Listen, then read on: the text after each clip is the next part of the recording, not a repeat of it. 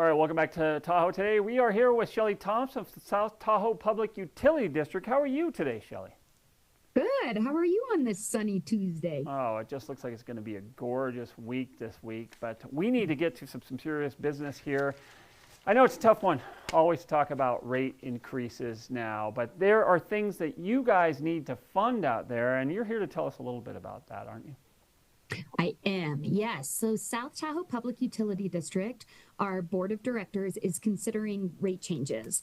And I know that rate increases is never a popular topic, and our board takes that really seriously. So, our water and sewer system that serves our community and is owned by the people of our community, it's old. And so we have a 10-year capital improvement program with projects slated every year over the next 10 years to replace, repair, rehabilitate different aspects of our system. This includes our drinking water wells and booster stations, and on the sewer side of things, our pump stations and wastewater treatment plant. And so by making investments now, by replacing things before they fail, it does end up being the most cost effective and responsible thing to do for our community, but it also comes with a price tag. Yeah, that's exactly how I feel about my car. I agree. It's like doing the oil I read changes last and week too buying new that tires. you guys are painting the tanks up on Tahoe Mountain too, as well. Is that part of the project as well? Yeah, so this summer we have a bunch of different projects. We're rehabilitating 3 of our 11 drinking water wells to ensure reliable and delicious Tahoe tap. We've been working on water tanks. A few each year. This year, we're focusing on our Gardner Mountain water tank. So that's recoating it on the inside and outside to prevent erosion. We've got a project I'm really excited about off of Pioneer Trail in like the Washone, Susquehanna neighborhood that's a pressure reducing valve. And so what this will do is it will help with water pressure in that neighborhood for fire flow, more water available coming out of fire hydrants. We've got some backup power projects going. So our 2 largest wells are in the Tahoe neighborhood. So have grant funding to install backup power. So when the power goes off, you're still able to have delicious water to drink, as well as firefighters are still able to utilize it during an emergency.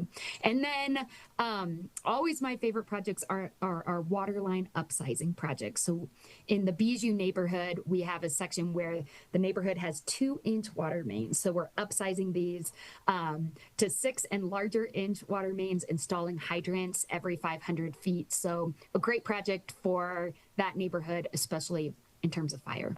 Very cool. You know, I live in Tahoe, right across from. I see that generator you guys put in there at one of the wells there. Man, that thing is massive. It is huge looking, and wow, they've been working on that for some time now. So great. So what can people expect as far as rate increases if they're curious?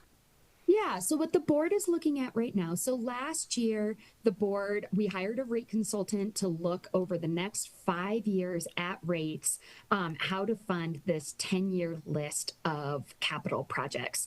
And potential rates were identified. So the board this year is looking at a rate increase that for a typical residential customer on the sewer side of things would be about $6 more a month. And on the water side of things would be about $7 more a month. And so at our next board meeting on Thursday, May 15th, the board is discussing and will be voting on a potential rate increase as well as the budget for the year. Well, it's funny. You say that. I was getting ready to like swallow myself. That was like $15 a month. Okay, that's not $100 a month. So I was bracing myself there for my own water bill, but that doesn't sound like a huge amount. Where can people learn more, Shelley? Yeah, you can go to our website, stpud.us. You can look at the proposed rate changes and the breakdown. There's also a detailed list of all the capital projects we're looking at. Something else different this year that we haven't seen as much in the past is just I'm sure you've experienced this. I know personally I have. There have been substantial increases to electricity costs as well as to insurance costs.